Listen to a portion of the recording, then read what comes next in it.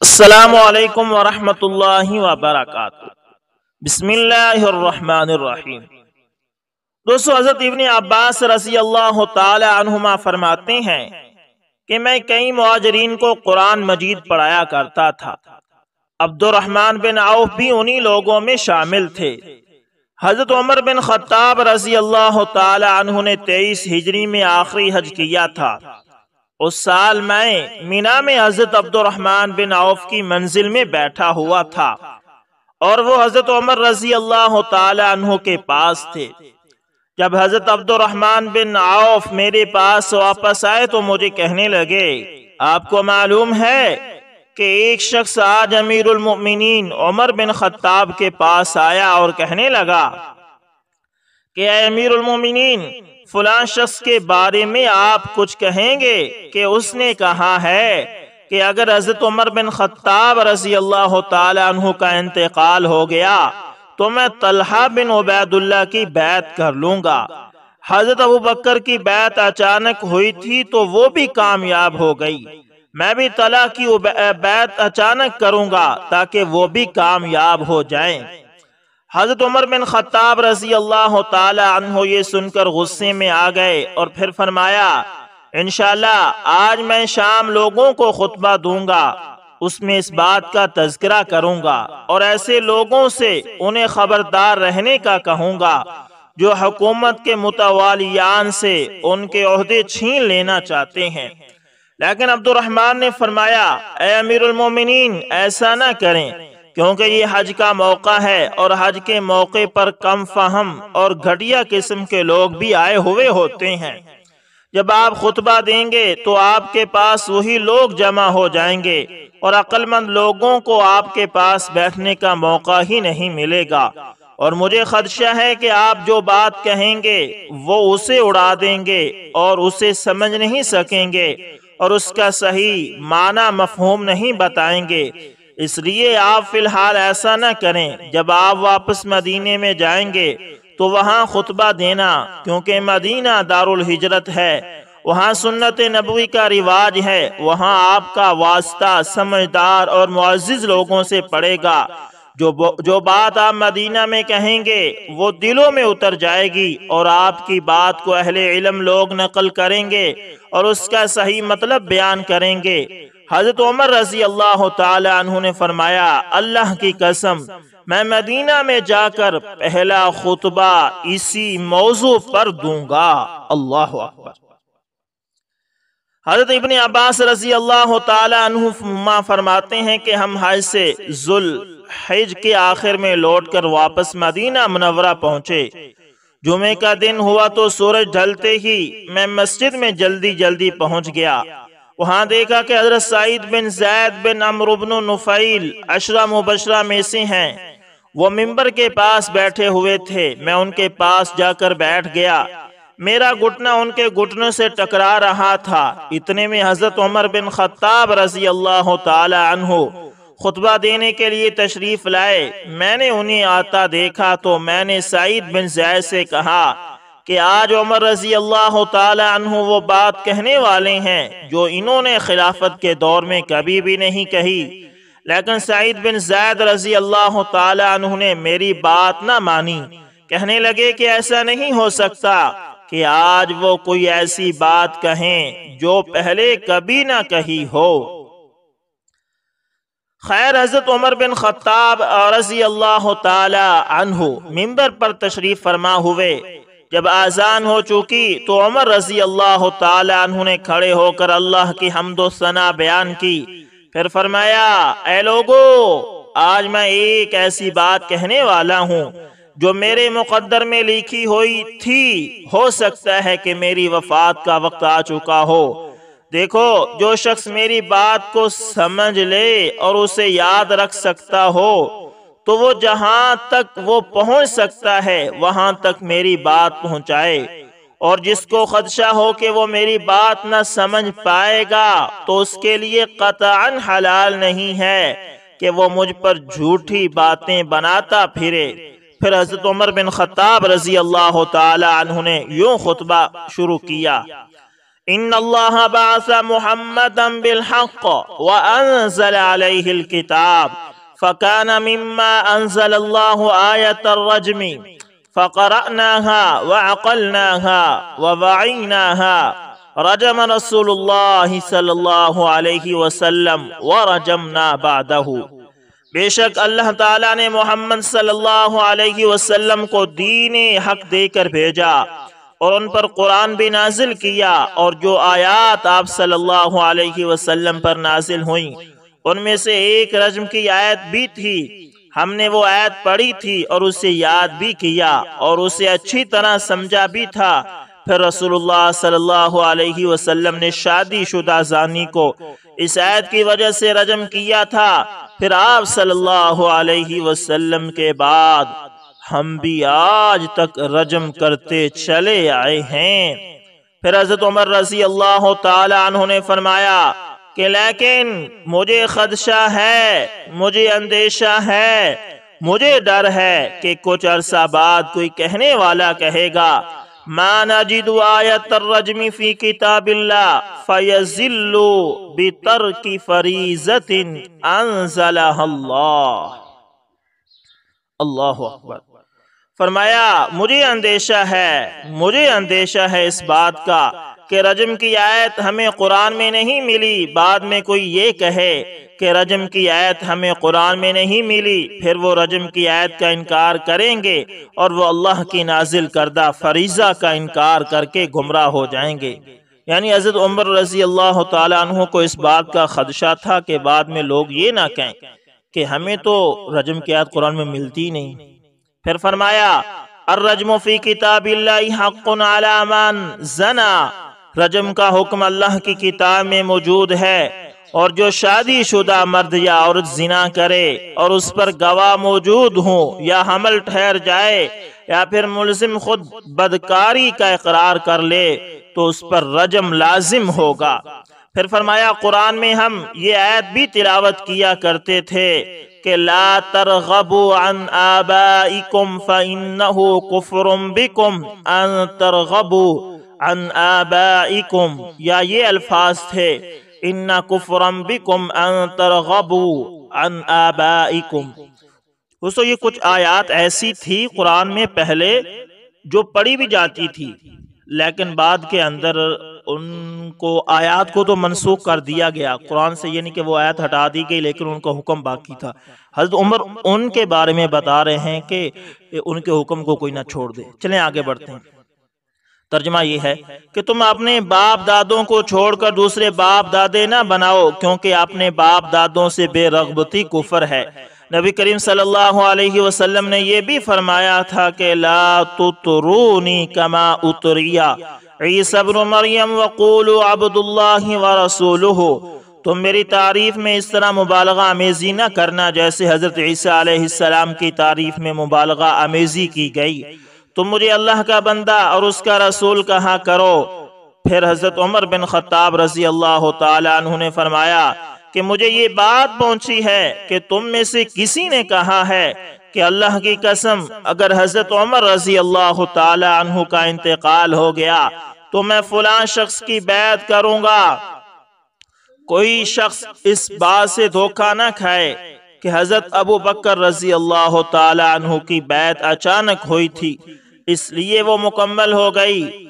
ٹھیک ہے، حضرت ابو بکر رضی اللہ تعالی عنہ کی بیعت فوری تھی اور وہ کامیاب رہی، لیکن اللہ نے فوری بیعت کے نقصان سے تم کو بچا لیا تھا۔ یہ بتاؤ کہ ابو بکر رضی اللہ تعالی عنہ جیسا شخص تم میں کون ہے جو ان جیسا متقی عالم مفکر ہو؟ پھر حضرت عمر بن خطاب رضی اللہ تعالی عنہ نے فرمایا کہ سن لو، جو شخص مسلمانوں کے مشورے کے بغیر بیعت کرے گا تو نہ اس کی پیروی کی جائے گی اور نہ ہی اس کی جس کی اس نے بیعت کی ہوگی، بلکہ انہیں قتل کر دیا جائے گا۔ جب اللہ کے نبی صلی اللہ علیہ وسلم کا انتقال ہوا تو اس وقت ہم میں سب سے بہتر انسان حضرت ابو بکر رضی اللہ تعالی عنہ تھے۔ خلافت کے مستحق وہی تھے، لیکن انصار ہماری مخالفت کرتے ہوئے ثقیفہ بنو ساعدہ میں جمع ہو گئے، اور حضرت علی اور زبیر رضی اللہ تعالی عنہما اور ان کے ہم نوا لوگوں نے ہماری مخالفت کی، لیکن مہاجرین حضرت ابو بکر رضی اللہ تعالی عنہ کے پاس جمع ہو گئے۔ میں نے حضرت ابو بکر رضی اللہ تعالی عنہ سے کہا کہ ہمیں ہمارے انصار بھائیوں کے پاس لے چلو۔ ہم ان کے پاس چل پڑے۔ جب ہم ان کے قریب پہنچ گئے تو انصار کے 2 صالح انسان عوامر بن ساعدہ، معن بن عدی آ کر ملے۔ انہوں نے بتایا کہ انصار لوگ فلاں شخص پر متفق ہو گئے ہیں۔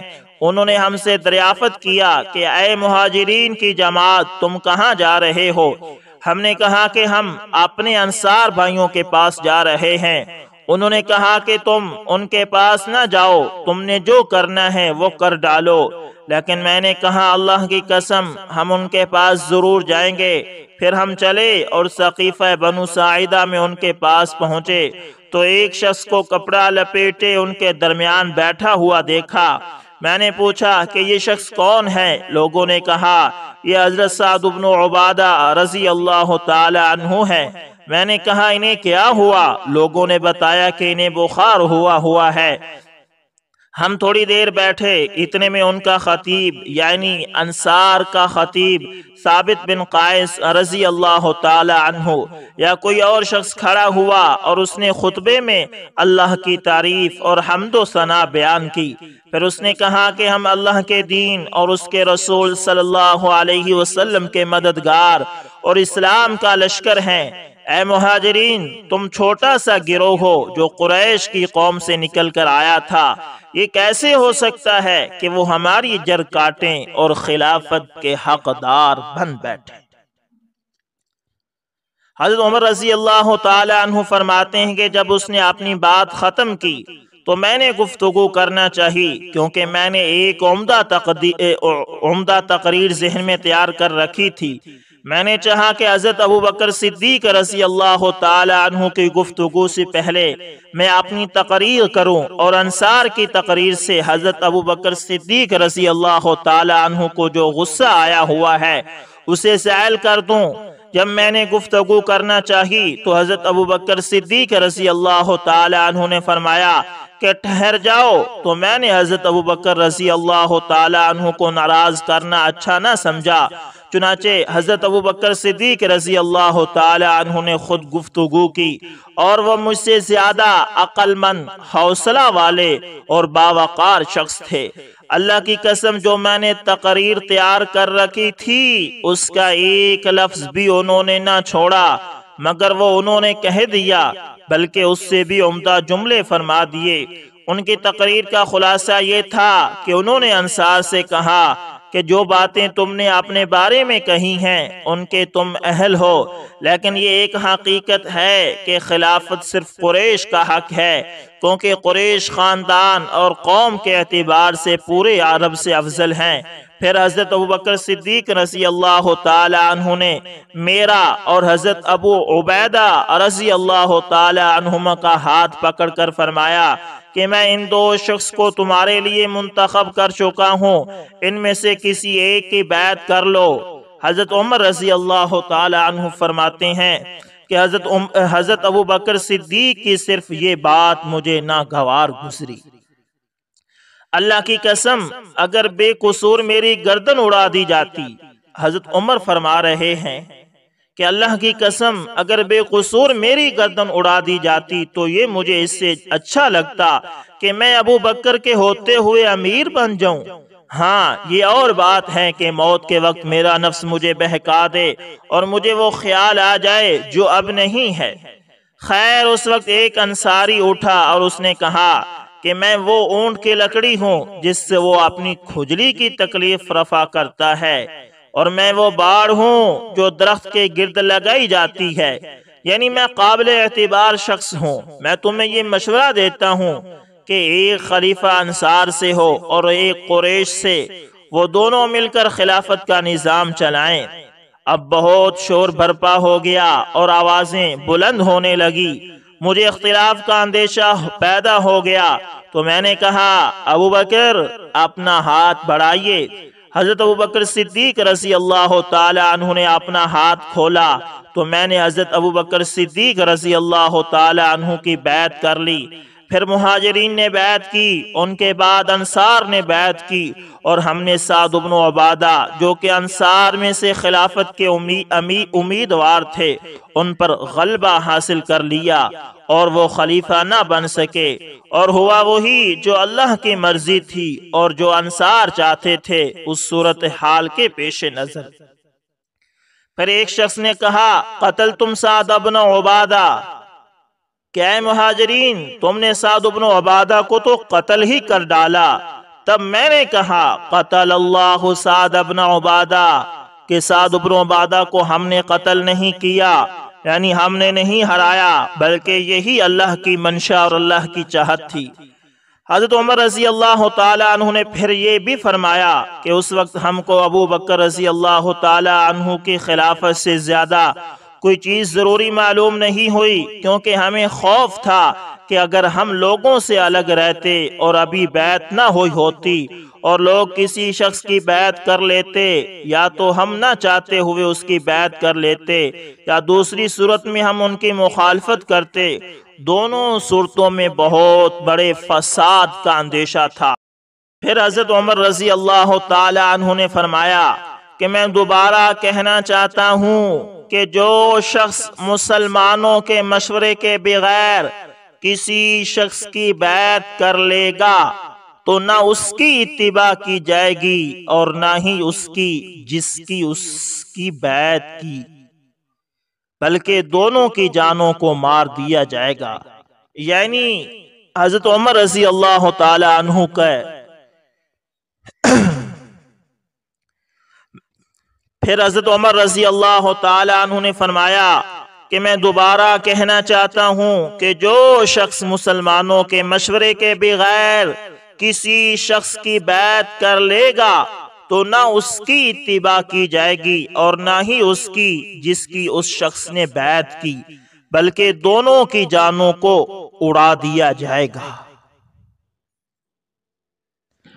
یعنی کہ حضرت عمر بن خطاب رضی اللہ تعالی عنہ کی ساری اس تقریر اور خطبے کا خلاصہ یہ تھا کہ مسلمانوں کو اپنے باہمی معاملات مشورے سے طے کرنے چاہیے۔